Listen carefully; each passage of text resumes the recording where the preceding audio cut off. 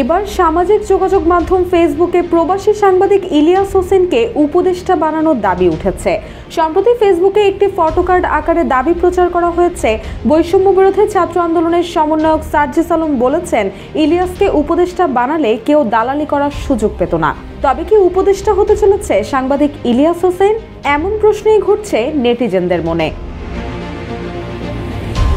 যদিও rumour scanner বলছে ভিন্ন কথা। তারা জানিয়েছে দাবিটি সম্পূর্ণ মিথ্যা এবং ভিত্তিহীন। রিউমার স্ক্যানার টিমের অনুসন্ধানে জানা যায়, ইলিয়াসকে উপদেষ্টা বানালে কেউ দালালি করার সুযোগ পেত না শীর্ষক কোনো মন্তব্য সার্জিস আলম করেননি। প্রকৃতপক্ষে কোনো রকমের নির্ভরযোগ্য তথ্য প্রমাণ ছাড়াই আলোচিত দাবিটি প্রচার করা হয়েছে। এছাড়াও এ বিষয়ে অনুসন্ধানে আলোচিত দাবিতে প্রচারিত পোস্টগুলো পর্যবেক্ষণ করলে তাতে কোনো নির্ভরযোগ্য তথ্য প্রমাণের উল্লেখ পাওয়া যায়নি। এমনকি উক্ত দাবিতে প্রচারিত ফটোকার্ডে কোনো গণমাধ্যমের লোগো বা নামের উল্লেখও পাওয়া যায়নি। RICL TMX, যুগের পর যুগ স্থাপনা থাকে মজবুত। সাধারণত কোনো গণমাধ্যম কোনো ফটোকার্ড প্রকাশ করে থাকলে প্রচারিত ফটোকার্ডে গণমাধ্যমটির নাম বা লোগোর সংযুক্তি থাকে। তবে প্রচারিত উক্ত ফটোকার্ডটিতে এমন কোনো গণমাধ্যমের নাম বা লোগোর উল্লেখ পাওয়া যায়নি, যা থেকে বোঝা যায় যে আলোচিত ফটোকার্ডটি গণমাধ্যমে প্রচার করা হয়নি।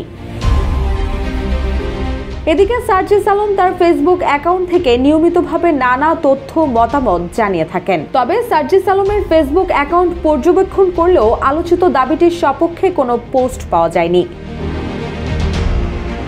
এর আগে নতুন উপদেষ্টা বিষয়ে সার্জিস আলম গেল 16 নভেম্বরে অন্তর্বর্তী সরকারের উপদেষ্টা হিসেবে চলচ্চিত্র নির্মাতা মোস্তফা সরোয়ার ফারুকীর নিয়োগের সমালোচনা করেছেন। তিনি বলেন, ফারুকী তার পুরো সময়ে ক্ষমতার কাছাকাছি থাকার জন্য যেভাবে তোষামোদি করার দরকার তা করেছেন। তিনি আরও বলেন, ফারুকীরা কিভাবে উপদেষ্টা পরিষদে আসেন। এমন কঠিন সময়ে নীরব থাকা ও গা বাঁচিয়ে চলা লোকজনকে আমরা উপদেষ্টা হিসেবে দেখতে চাই না। তবে সেখানে ইলিয়াসকে উপদেষ্টা বানানোর বিষয়ে তাকে কিছু বলতে দেখা যায়নি। তাই বলাই যায়, ইলিয়াসকে উপদেষ্টা বানালে কেউ দালালি করার সুযোগ পেত না, এমন মন্তব্য সার্জিস আলম করেছেন শীর্ষক দাবিটি সম্পূর্ণ মিথ্যা এবং ভিত্তিহীন। রুশাসুর, জয় জয় দিন।